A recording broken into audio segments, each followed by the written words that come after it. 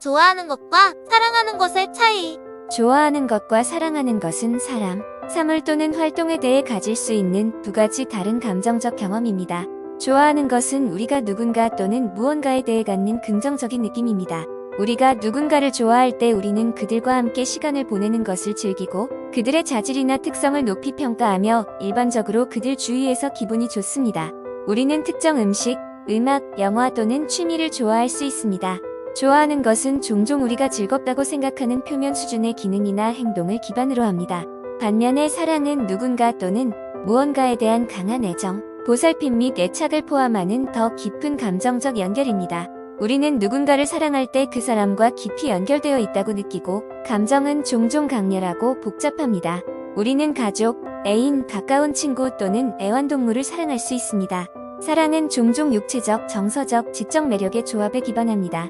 요약하면 좋아하는 것은 우리가 즐기는 누군가 또는 무언가에 대한 긍정적인 감정인 반면 사랑은 강한 애정, 보살핌, 애착에 기반한 더 깊은 감정적 연결입니다. 소중한 것을 지키려는 마음은 사랑의 표현입니다. 우리는 누군가 또는 무언가를 사랑할 때 자연스럽게 그들을 보호하고 싶어 합니다. 소중한 것을 안전하게 지키기 위해 필요한 모든 일을 하도록 이끄는 강력하고 본능적인 감정입니다. 사랑은 종종 다른 사람에 대한 관심과 관련이 있습니다. 우리는 우리가 사랑하는 사람 및 사물과 깊은 유대감을 느끼고 그들이 번성하고 성장하는 것을 보고 싶어 합니다. 이 연결은 소중한 것들에 대한 책임감을 불러일으키고 우리는 그것들을 위험으로부터 보호해야 한다는 강박감을 느낍니다. 우리가 사랑하는 것을 보호하는 것은 다양한 형태를 취할 수 있습니다. 예를 들어 부모는 위험이나 피해로부터 자녀를 보호하기 위해 많은 노력을 기울일 수 있습니다. 그들은 자녀에게 필요한 것을 제공하고 안전하고 양육적인 환경을 보장하고 어려운 시기에 정서적 지원을 제공하기 위해 열심히 노력할 수 있습니다. 마찬가지로 낭만적인 관계에 있는 사람은 파트너를 보호하려는 강한 욕구를 느낄 수 있습니다. 그들은 개인적인 목표를 타협하거나 관계의 이익을 위해 어려운 결정을 내리는 것과 같이 관계를 건강하고 번성하게 유지하기 위해 기꺼이 희생할 수 있습니다. 소중한 것을 지키고자 하는 마음은 사람을 넘어 자연, 동물, 개인 소유물 등으로 확장될 수 있습니다. 자연을 사랑하는 사람은 환경을 보호하기 위해 열심히 일할 수 있고 동물을 사랑하는 사람은 동물의 권리와 복지를 옹호할 수 있습니다. 결국 소중한 것을 지키려는 마음은 사랑의 힘이 반영된 것입니다. 우리가 무언가 또는 누군가를 깊이 사랑할 때 우리는 그들을 보호하기 위해 기꺼이 그 이상을 할 것입니다. 그것은 우리 사랑의 이타적이고 고귀한 표현이며 우리에게 중요한 사람과 사물을 양육하고 소중히 여기는 것의 중요성을 강조합니다. 인간은 신체적, 정서적으로 다양한 욕구를 가지고 있습니다. 이러한 필요 중 일부는 음식, 물, 쉼터와 같은 기본적이고 필수적인 것입니다. 다른 욕구는 사랑, 소속감, 자아 실현에 대한 욕구와 같이 더 복잡하고 추상적입니다. 우리가 좋아하는 것들은 종종 어떤 식으로든 우리의 필요를 충족시키는 것입니다. 예를 들어 우리는 배고픔이나 갈망을 만족시키기 때문에 특정 유형의 음식을 좋아할 수 있습니다. 우리는 사회적 연결과 소속감에 대한 욕구를 충족시키기 때문에 친구들과 시간을 보내는 것을 즐길 수 있습니다. 우리는 성취감이나 개인적인 성취감을 제공하기 때문에 특정 취미나 활동을 좋아할 수 있습니다.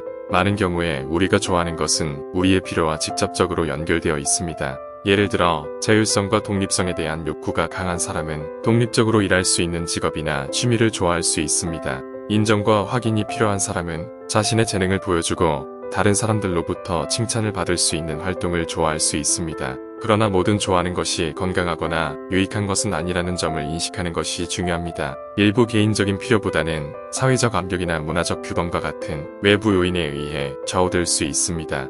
예를 들어 어떤 사람은 특정 의류 브랜드가 인기가 있거나 트렌디하기 때문에 좋아할 수 있습니다. 비록 그것이 그들의 실제 필요를 충족시키지 못하더라도 말입니다.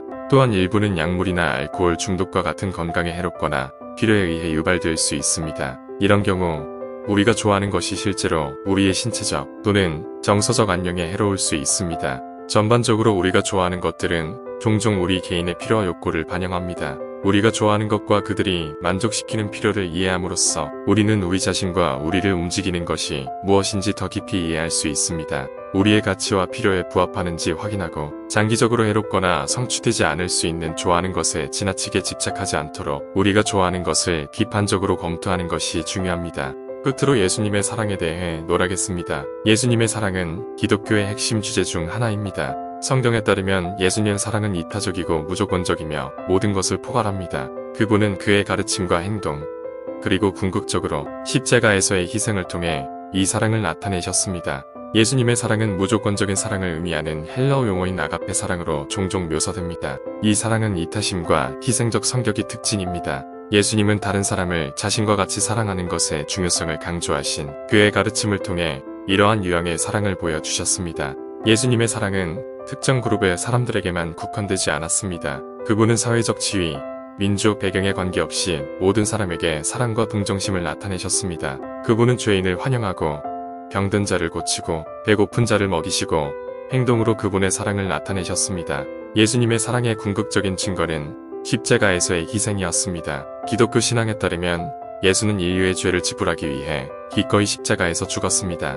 이 사심없는 사랑의 행위는 인류에 대한 예수님의 사랑의 궁극적인 표현이었습니다. 예수님의 사랑은 오늘날 그리스도인들에게 계속해서 영감을 주고 인도합니다. 사랑과 동정심에 대한 그의 가르침은 그리스도인이 다른 사람을 어떻게 대해야 하는지에 대한 모범이 됩니다.